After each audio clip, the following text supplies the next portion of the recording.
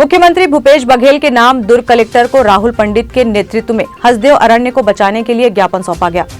राहुल पंडित ने कहा कि अरण्य को लेकर आई दो महत्वपूर्ण संस्थाओं भारतीय वन्य जीव संस्थान और भारतीय वानिकी अनुसंधान एवं शिक्षा परिषद की संयुक्त और अलग अलग दो रिपोर्ट्स को कांग्रेस नीति छत्तीसगढ़ सरकार ने न केवल नजरअंदाज किया है बल्कि इन दोनों रिपोर्ट्स के खिलाफ जाकर हसदेव अरण्य के सघन और समृद्ध नैसर्गिक वन क्षेत्र में कोयला खदानों के लिए रास्ता बनाया है। उल्लेखनीय है कि हसदेव अरण्य में जो कोयला खदानें प्रस्तावित है वो राजस्थान राज्य विद्युत निगम को आवंटित है, जिन्हें संचालित करने का जिम्मा अडानी कंपनी को एमडीओ के तहत प्राप्त है। यानी कांग्रेस नीति दो राज्य सरकारें अडानी के लिए केंद्र सरकार की राह पर काम कर रही हैं। अभी लंबा अरसा नहीं बीता जब परसा कोल ब्लॉक के लिए वन पर्यावरण और जलवायु परिवर्तन मंत्रालय द्वारा दूसरे चरण की वन स्वीकृति प्रदान किए जाने को लेकर गंभीर सवाल उठे थे। ताज़ा घटनाक्रम में एक नई रिपोर्ट सामने आई है जिसे भारतीय वन्य जीव संस्थान ने राष्ट्रीय हरित प्राधिकरण एनजीटी द्वारा 2014 में दिए गए आदेश के आधार पर तैयार किया है।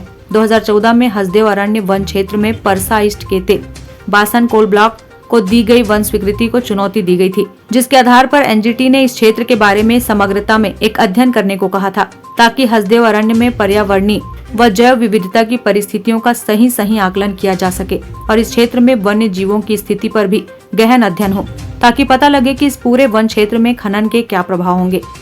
एनजीटी के आदेश पर इस क्षेत्र की दो सर्वोच्च और प्रतिष्ठित संस्थानों ने यह अध्ययन शुरू किया। हालांकि जिस कोयला खदान के मामले में इस तरह के प्रामाणिक अध्ययन की जरूरत बतलाई गई थी, उसे न केवल तमाम स्वीकृतियां हासिल हो गई बल्कि आज की तारीख में वह पूरी क्षमता के साथ संचालित भी हो रही है। दिलचस्प है कि इन शीर्ष संस्थाओं ने अपने अध्ययन में इस संचालित हो रही कोयला खदान के तजुर्बे को भी शामिल किया है।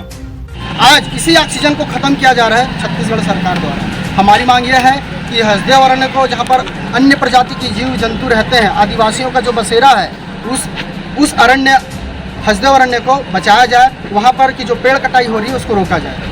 हमारे छत्तीसगढ़ में कोयले की खदान प्रचुर मात्रा में और छत्तीसगढ़ में बिजली भी सरप्लस में है। ऐसी क्या जरूरत पड़ गई राज्य सरकार को कि वो कोयले की खदान को मंजूरी दिए हैं। और देने का कारण भी है, राजस्थान में कांग्रेस की सरकार है और छत्तीसगढ़ में कांग्रेस की सरकार है। अब हमारे छत्तीसगढ़ में सरप्लस में बिजली है, हमारे यहाँ इसकी खदान की जरूरत नहीं है। उसके बावजूद राजस्थान सरकार से लोग समझौता करके राजस्थान सरकार को बिजली सप्लाई हो और उसको कोयला सप्लाई के माध्यम से हमारे छत्तीसगढ़ के प्रशासन को वहाँ पर दिया जा रहा है। हमारी मांग यह है कि इसको जल्द से जल्द निरस्त किया जाए।